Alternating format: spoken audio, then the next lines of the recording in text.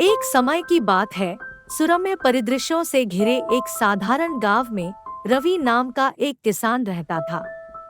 रवि अपनी छोटी सी जमीन से संतुष्ट था और अपनी प्यारी पत्नी प्रिया अपने दो बच्चों के साथ सौहार्दपूर्ण जीवन व्यतीत करता था। परिवार साधारण खुशियों को संजोता था और अपने मामूली खेत से मिलने वाली अनाज का आनंद लेता था। एक घटनापूर्ण दिन विक्रम नाम का एक चतुर व्यापारी गांव में आया और रवि के गर्मजोशी से भरे घर में शरण मांगी। रवि, जो अपनी उदारता के लिए जाने जाते हैं, उसने बिना किसी हिचकिचाहट के अपने घर में आमंत्रित किया और विक्रम को भोजन, आश्रय और हार्दिक बातचीत की पेशकश की। अपने साथ बिताए समय के दौरान विक्रम ने रवि को दूर देशों की कहानियों और अपार धन के आकर्षण से भर दिया। उन्होंने रवि को और भी बड़े अवसरों के वादे के साथ लुभाया, यह दावा करते हुए कि एक दूर के गांव में कोई भी व्यक्ति अविश्वसनीय रूप से कम कीमतों पर विशाल भूमि प्राप्त कर सकता है।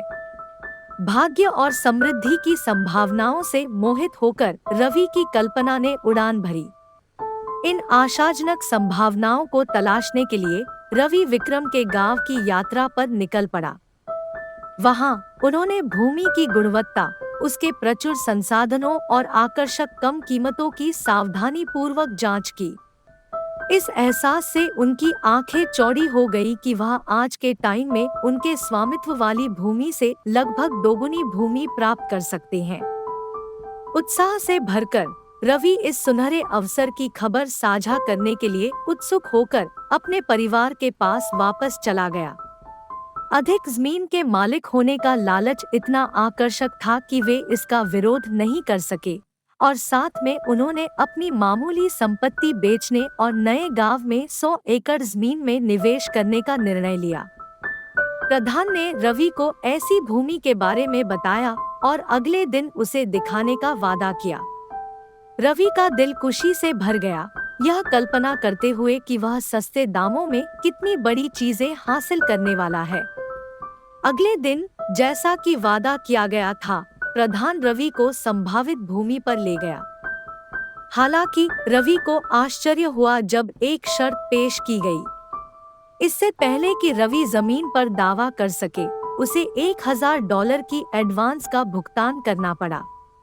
इसके अतिरिक्त एक शर्त यह भी थी कि रवि को सुबह से शाम तक खेत में चलने का काम सौंपा गया था और चलते समय एक आयताकार पथ की रूपरेखा तैयार करनी थी। इस आकृति के अंतर्गत आने वाली भूमि उसकी होगी, बशर्ते वह शाम तक शुरुआती बिंदु पर लौट आए। वह जमीन उसे $1000 में मिल जाएगी। अगर शाम तक किसान शुरुआती बिंदु पर वापस नहीं आएगा तो उसे पैसे का नुकसान होगा और जमीन भी नहीं मिलेगी। अपने लालच से प्रेरित होकर रवि ने एक बार भी सोचे बिना चुनौती के लिए सहमत हो गया। आत्मविश्वास की प्रबल भावना के साथ उनका मानना था कि एक ही दिन में कम से कम 500 एकड़ जमीन को कवर करना उनकी मुट्ठी में है। अवसर का लाभ उठाने के लिए दृढ़ संकल्पित होकर रवि अपनी महत्वाकांक्षी यात्रा पर निकल पड़ा। जैसे ही उसने अपनी लंबी यात्रा शुरू की, रवि का मन अनंत धन और विशाल भूमि के विचारों से घिर गया। वह चलता गया और बीतते समय से बेखबर, भूख उसके पेट को परेशान कर रही थी और प्यास से उसका गला सूख रहा था।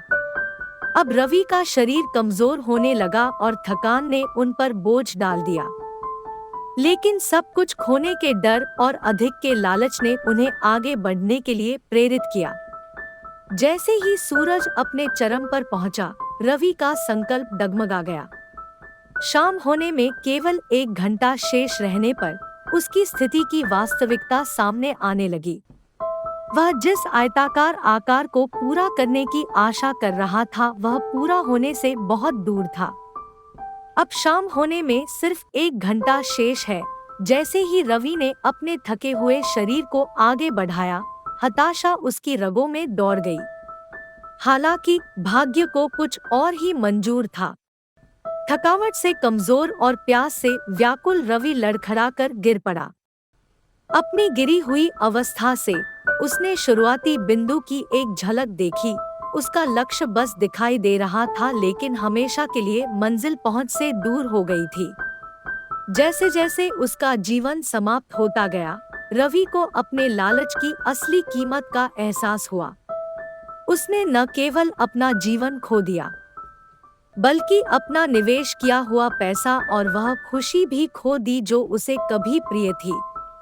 ग्राम प्रधान और अन्य जनों ने इस दुष्ट खेल का आयोजन किया था।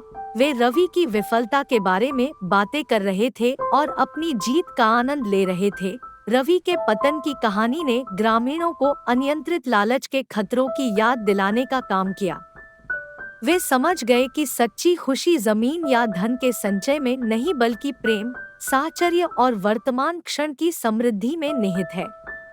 यह कहानी लालच के खतरों और संतोष के मूल्य की कहानी है।